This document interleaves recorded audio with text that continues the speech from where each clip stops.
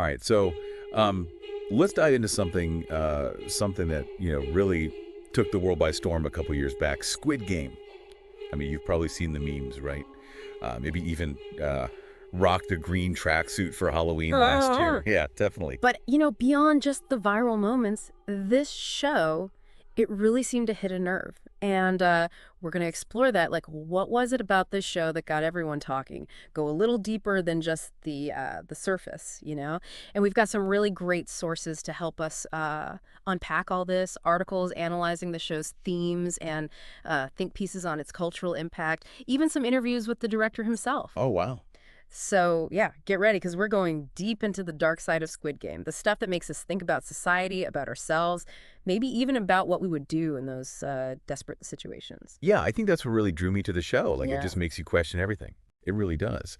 Now, I'm curious what really jumped out at you about Squid Game. For me, honestly, it was how they used those children's games. On the surface, you've got like red light, green light, tug of war, even marbles. But then they flip the script, and suddenly losing the game means, well. Yeah, it's brutal, but I think what's really fascinating is how that juxtaposition works, It's not just about shock value. I mean, think about it. Those games, they really tap into this sense of nostalgia, like a simpler time, right? Maybe even childhood innocence, something like that. But in Squid Game, that innocence is just shattered, totally replaced with these brutal life or death stakes. It really forces you to confront like how easily things can turn dark, how quickly the rules of the game can change. That's such a good point. It's like the show is holding up this mirror to like the loss of innocence we all experience in a way as we grow up. The games become this twisted metaphor for all those pressures of adulthood. The competition, that feeling that you're constantly like fighting to survive. And speaking of surviving, the show doesn't pull any punches when it comes to economic inequality. You know what I mean? It's not just a backdrop. It's like the engine driving the whole thing. All these characters are like drowning in debt, pushed to the absolute limit. And it just feels so disturbingly real. Yeah, it's like it's not just about being broke, right? It goes like deeper than that. It explores how this system can really trap people. Exactly. Like take Gihan, the main character. He's just struggling to provide for his daughter and his mom, but every time he tries to climb out of debt, something pulls him back down. He even resorts to stealing money from his own mom, and that desperation. Yeah, that's what gets you. It's something that so many people can relate to, this cycle that feels just impossible to escape. It really does. And it's not just Gihan, is it? Every character, they have their own story of economic hardship, like their own struggles. Yeah, they all have their reasons for being there. You've got Sang-woo, the childhood friend, Yeah, right? right. Made some bad investments, got in over his head. Then there's Sae-byok, the North Korean defector, trying to get her family out, and Ali, the migrant worker, just, being exploited. It's like the show is saying, hey, this could be any one of us. Yeah, I think that's what makes it so scary, Like, it could happen to anyone. Absolutely. And, what really gets to me is that the show doesn't shy away from how these struggles can, like, warp people's morality. Oh, yeah, that's the really dark part. It's constantly asking, what would you do to survive? Mm. Would you cling to your sense of right and wrong? Or would you, compromise your values to stay in the game? It's a tough question to answer, Like, there's no easy answers in that situation. Not at all. And I think that's where the brilliance of those games comes in. They're not just about physical survival. They're like these psychological experiments. The show forces these characters and honestly us as viewers to confront this, the dark side of human nature. It asks, when the stakes are this high, what are you willing to sacrifice? You're totally right. It really makes you think about like what you would do in that situation. Take the marble game, for instance. Don't even get me started on the marble game. That one messed me up. Of You got course. these players forced to betray each other, even people they've like formed bonds with. It's heartbreaking, but also so insightful about how easily desperation can erode our compassion, our empathy. It's true. It's like when survival's on the line, everything else just goes out the window. It's interesting you mentioned the marble game, though. There's that scene with Gihan, desperate to win, and he takes advantage of this older player's dementia. It's a moment that reveals so much about his character, Like, he's still fundamentally a good guy, but the pressure of the game is just pushing him to make choices he would never normally consider. It's like the show is saying that even good people are capable of darkness when they're pushed to the brink. Exactly. It's what makes Squid Game so unsettling, right? Right. It forces us to look inward, and ask ourselves, where do my moral boundaries lie? What would I be willing to do to survive? So it's not an easy question to answer. But let's shift gears for a moment and talk about the other side of the equation here. The ones in control, the ones pulling all the strings, those masked VIPs watching the games unfold, they creeped me out, man. They seemed, I don't know, almost inhuman, totally detached from all the suffering they were causing. Yeah, and that's precisely the point, isn't it? The VIPs, they represent like this elite class, the ones who benefit from this whole twisted system. They view the players as, I don't know, like mere pawns in their game, and it's a commentary on how wealth and power can really distort morality, leading to this callous disregard for human life. Yeah, it's like they're watching a reality TV show, just completely desensitized to the violence and death happening right in front of them. And that feels like a very deliberate critique of our own society's, obsession with spectacle, with consuming other people's suffering for entertainment. Oh, absolutely. I mean, Squid Game is holding up a mirror to us, It's forcing us to confront the ethical implications of our own voyeurism. Like, do we as viewers become complicit in this system by watching these games unfold? It's a question that stays with you even after the credits roll. It really does. Yeah. And it's not just about reality TV. It feels like a much broader commentary on the power dynamics at play in the world, the way the wealthy and powerful so often exploit those who are, less fortunate. It's a theme that resonates across cultures and societies, which might explain why the show became such a global phenomenon. Yeah, absolutely. I mean, it taps into this global anxiety about, economic disparity, the concentration of power in the hands of just a select few. It's like a cautionary tale about what can happen when the gap between the haves and have-nots, becomes too wide. Right, exactly. So we've got this really potent mix of themes, Yeah. economic inequality, loss of innocence, moral dilemmas, and this critique of power dynamics. Squid Game really packs a punch, doesn't it? Oh, it definitely does. And it leaves us with some pretty big lingering questions. Is it a cautionary tale, a warning about the path we're on as a society? Or is it simply a reflection of the world we already live in? I mean, that's the big question, isn't it? And I think each viewer, they have to answer that for themselves. But one thing's for sure, Squid Game sparked a global conversation. And that in itself is a pretty powerful achievement. Absolutely. One thing that really struck me about the show is how they use these like children's games to explore the idea of power. On one level, you've got the literal power of the guards, right? The ones, enforcing the rules with deadly force. Right. They're like this faceless authority, just unquestioning. Right, exactly. And their presence is it's constant, always reminding the players that they have like zero real agency. Yeah, they're totally at the mercy of the game. But then there's this other level of power at play, a more like insidious one, Oh, yeah. The power of the game itself, the way it like manipulates the players, how it pits them against each other. That's so true. Like, it really preys on their desperation, their fear, that primal desire to survive, Exactly. And it just turns friends into enemies. Yeah. Forces them to like compromise everything they believe in just to stay alive. Yeah, it's really messed up. It is. Think about the honeycomb game, for example. Oh, man. It's all about precision, right? Control, following the rules perfectly.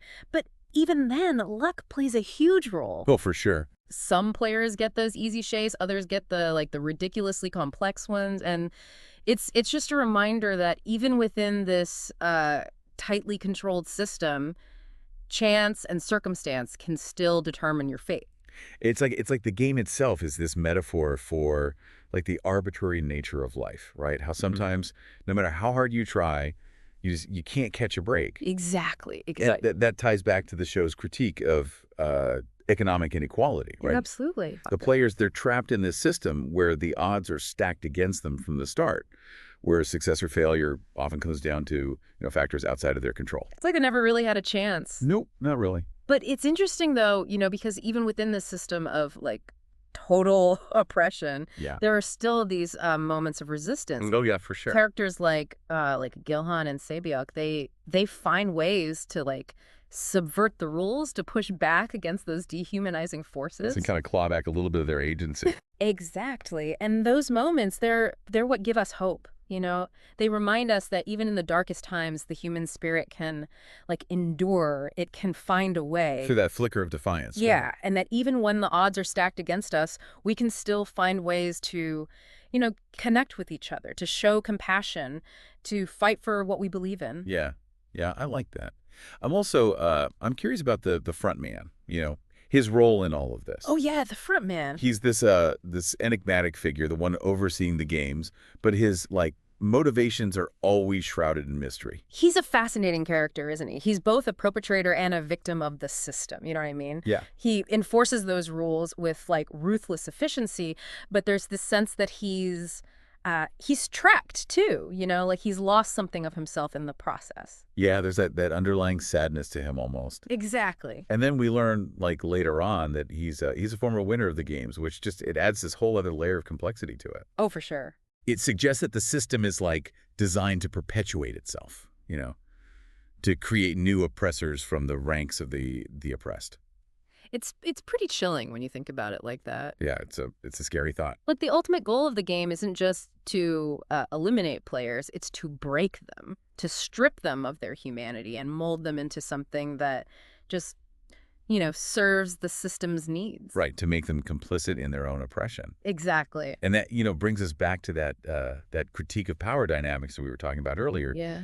The VIPs, the front man, they all represent these different facets of a system that thrives on exploitation and control. It's a system that, it preys on the vulnerable and it rewards those who are willing to do whatever it takes to get to the top. Yeah, and it doesn't seem to offer any way out. Not really. But even with all this darkness, right, all this bleakness, Squid Game doesn't offer any easy answers. Nope, not at all. It doesn't give us a clear villain or a simple solution to the problems it presents. That's what makes it so thought-provoking, right? It really does. It forces us to really grapple with those complexities of human nature, to confront the uncomfortable truths about ourselves and the society we live in.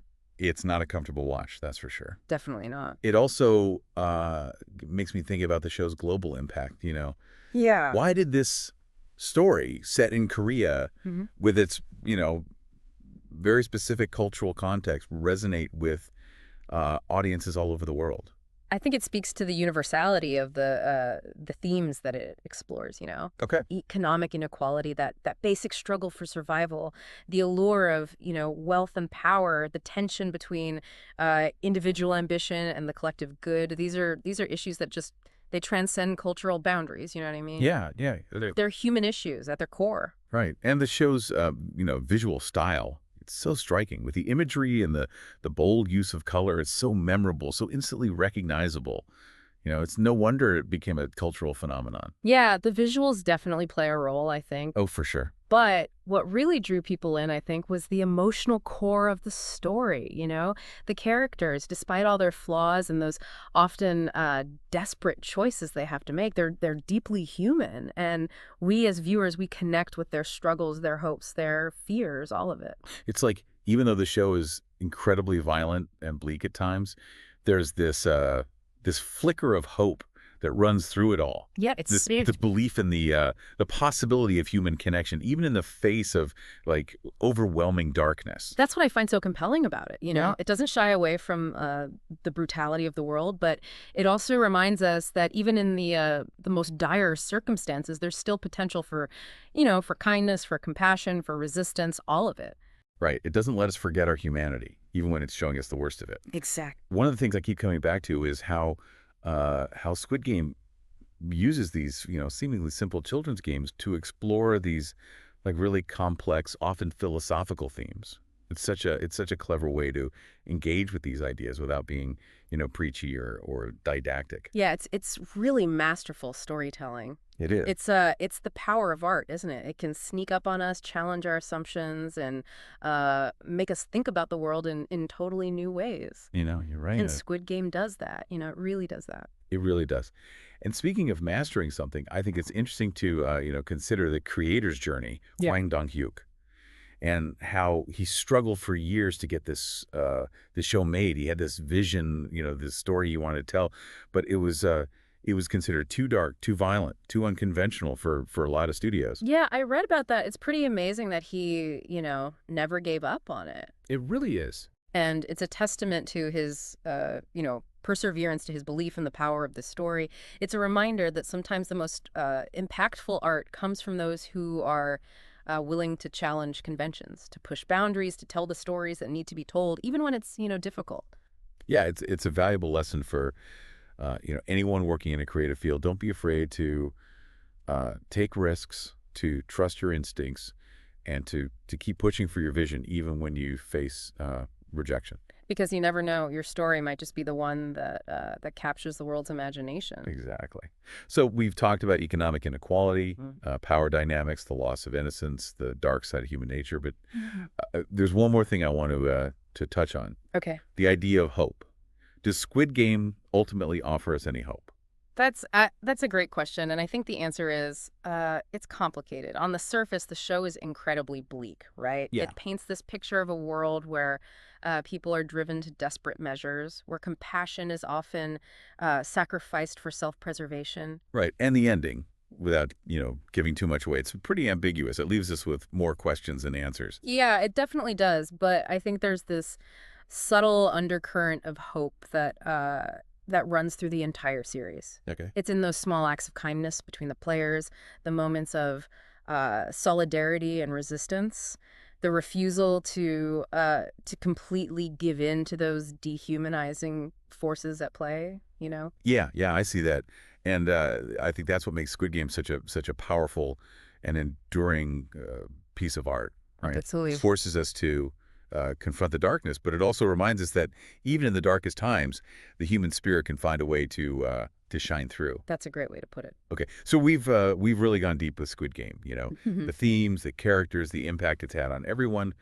But I think it's time to kind of step back for a second, ask ourselves, what does it all mean? What's the takeaway for us, the viewers, as we navigate our own world, which honestly sometimes feels a little too close to the one in the show. Right. Yeah, it's kind of unsettling how real it feels sometimes. It really is. That's the $1 million question, isn't it? And I don't think there's a simple answer, Squid Game is like this mirror reflecting back all those anxieties and inequalities of our time. It's a cautionary tale, but it's also like an invitation to think about our own values, our own choices and the systems that we're all a part of, whether we realize it or not. Right. It makes you really think about the choices you make every day. One thing that keeps coming back to me is this idea of the individual versus the system. On the one hand, you've got all these characters, right, struggling to survive, making these impossible choices, often pitted against each other. But on the other hand, you've got this overarching system, this game that's rigged from the start. Right, they never really had a fair chance. Exactly. So where does individual responsibility end and systemic culpability begin? That's such a crucial point, and I think the show really makes us confront that. It doesn't let us off the hook as viewers. It forces us to ask ourselves, are we complicit in these systems of exploitation? Do we benefit from them, even indirectly? And if so, what can we do to change them? That's a heavy question. It really makes you examine your own role in all of this. And it also makes me think about the role of empathy, Oh, yeah. Squid Game is a masterclass in emotional manipulation. You know what I mean? It makes us root for these characters, even when they're making morally questionable decisions. Yeah, even when you know they're doing the wrong thing, you still, kind of want them to succeed. Exactly. And it forces us to confront, the limits of our own empathy. How much can we really understand another person's suffering? Especially, if we haven't walked in their shoes. That's the challenge, isn't it? To really try to bridge that gap between our own experiences and the experiences of others, to try to understand the forces that shape people's lives, the pressures they face, the choices they have to make, and to recognize that even in those darkest circumstances, there's always a human story there, a flicker of humanity that deserves our attention, and our compassion. I think that's a really beautiful way to put it. It's even in the darkest corners of humanity, there's still that spark of hope. Right, exactly. And I also think it's important to to acknowledge the cultural context of the show. All right. Squid Game, it's a Korean drama, and it reflects these very specific anxieties and realities of Korean society, right? Right. But it's also this global phenomenon. So how do we reconcile the show's cultural specificity with its universal appeal? That's where I think the power of storytelling really comes in. Great stories like Squid Game, they tap into these universal themes. The struggle for survival, the allure of wealth and power, the tension between individual ambition and the collective good. Those are issues that resonate across cultures and societies. And even though the show is rooted in this specific cultural context, its message it transcends those boundaries. It speaks to something fundamental about the human condition. It's tapping into this shared human experience, even if the details are different. Exactly. And it sparked this global conversation about these issues, hasn't it? People from all over the world are talking about economic inequality, the ethics of reality TV, the dark side of human nature. Like Squid Game it's given us this new vocabulary, Yeah. a new framework for understanding these really complex challenges. It's like it's brought these issues to the forefront. It's made them impossible to ignore. Right. It started a conversation that needed to happen. And that's perhaps the show's greatest legacy. It's not just entertainment. It's a catalyst for dialogue, a call to action. It's a reminder that we're all interconnected, and the choices we make, the systems we support, they have these far-reaching consequences. So as we wrap up this deep dive, I'm left with this mix of emotions, Yeah. sadness, anger, hope, maybe even a little bit of fear. Squid Game it's a powerful and disturbing piece of art, one that will definitely stay with me for a long time. I agree. It's a show that asks these really tough questions. It challenges our assumptions and it forces us to confront uncomfortable truths. But it also reminds us of the resilience of the human spirit, the power of connection, and the importance of fighting for a more just and equitable world. And I think that's the message we need to hold on to. The world can be a dark and brutal place, but there's always hope. There's always the possibility of change, and it starts with each of us. With our choices, our actions, our willingness to imagine a better future.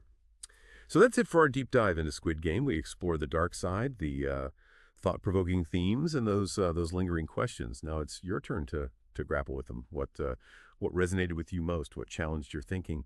And most importantly, what are you going to do with the insights you've gained? Keep exploring, keep questioning, and keep diving deep.